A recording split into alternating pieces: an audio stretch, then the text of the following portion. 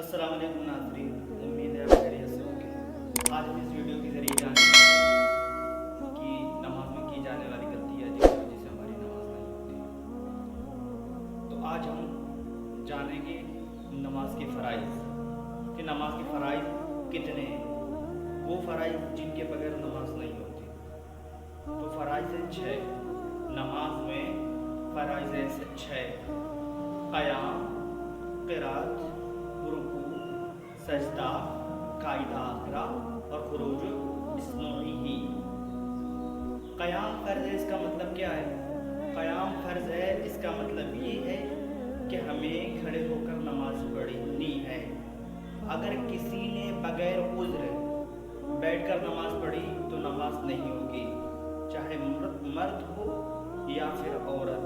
लेकिन हाँ, नफ़िल नमाज बैठकर पढ़ना जायज़ है। क़िराअत फ़र्ज़ है, इसका मतलब ये है कि वित्र फ़र्ज़ की 2 रकातों में और वित्र सुन्नत और नफ़िल की हर रकातों में कुरान शरीफ की तिलावत करना ज़रूरी है। अगर किसी ने कुरान शरीफ नमाज के रकातों में नहीं पढ़ा तो हमारी नमाज नहीं होगी। रुकू फ़र्ज़ है, इसका मतलब क्या है? रुकू का करने का तरीका ये है कि रुकू अच्छे से करें, यानी इस तरह रुकू करें कि पीठ को सीधी बिछा दे, पीठ के बराबर सर को रखें, पीठ के बराबर सर को रखें, ऊंचा नीचा न रखें। लेकिन औरतें सिर्फ महज घुटनों पर हाथ रख दें, ज़्यादा पीठ को न बिछाएं।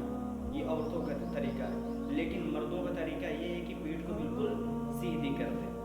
फिर सजदा फ़र्ज़ है, इसका मतलब ये है कि पेशानी ज़मीन से लगना सजदे की हकीकत है। पेशानी अगर आपकी ज़मीन से नहीं लगी और पैर की कम से कम 3 उंगलियों का ज़मीन से लगना वाजिब है।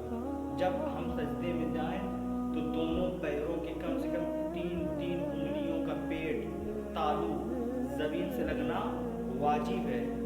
अगर उस हालत में हमारे पैर दोनों उठे रहे और उंगलियां हमारी ज़मीन से नहीं लगी तो हमारी नमाज नहीं होगी। फिर उसके बाद है कायदा आखिरा फ़र्ज़ है, इसका मतलब ये है कि नमाज को कंप्लीट करने के बाद, नमाज को पूरी करने के बाद जो अत्तहियात और रसूल तक बैठते हैं ना, उसी के दरमियान जो बैठते हैं उसी को कायदा आखिरा कहते हैं। अगर उस दरमियान हम नहीं बैठे तो हमारी नमाज नहीं होगी। और लास्ट कौन सा है?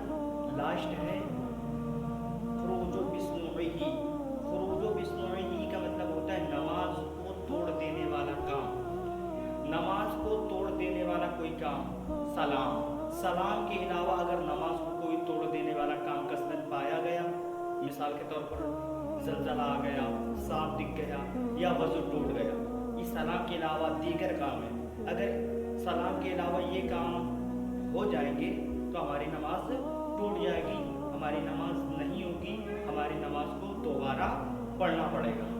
तो उम्मीद है इस वीडियो के ज़रिए आपको समझ में आ गया होगा कि हमारी नमाज किन चीज़ों से नहीं होती है।